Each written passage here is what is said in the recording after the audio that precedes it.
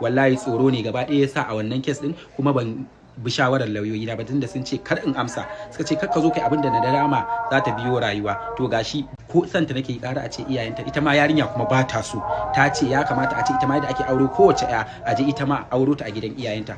Wannan shine abin da na sani. To assalamu alaikum jama'a, gurguje barkanmu da warhaka. Wanda kuka sani ni ne Ashiru Idris mai wushirya kamar yadda kuka sani.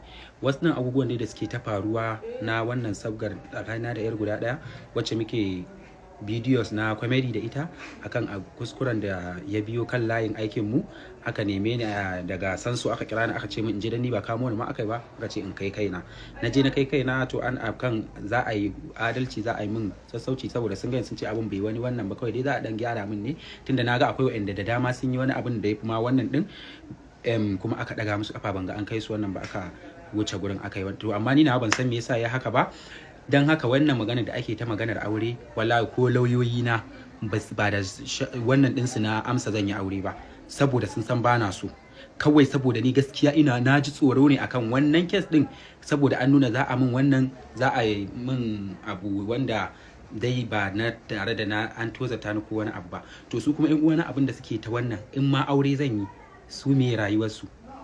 Kaf gidanmu ne karami, ya zai a ce za a yi min auren hukuma ko wani abu, har abokai na su fara min dariya ko ana min ga an min auren dole in zo in ma firgici wadda zan yi nadama abin da wanda ya fi wancan. Wallahi tsoro ne gaba ɗaya yasa a wannan kes din, kuma ban bi shawarar lauyoyi na ba tunda sun ce kar in amsa, suka ce kar ka zo kai abin da na dama za ta biyo rayuwa. To gashi dan yan abokai na ma kadai sun ishe ni a yi taimun gori, ana cewa na je na auro an min auren dole ko wani abu.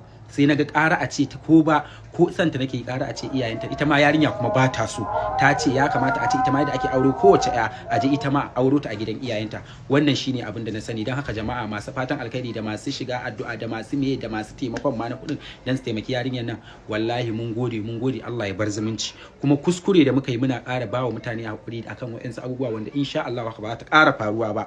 Kuma muna godiya sosai ga wannan babban hukuma. Kuma ni wallahi ko shi wanda ya ƙara yi wannan, wallahi ni ban san shi ba.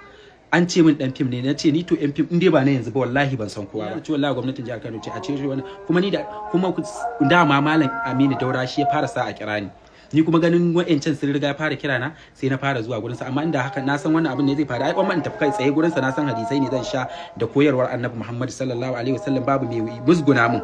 Kwana na 20 a rufe akan wannan case din ana ta yi.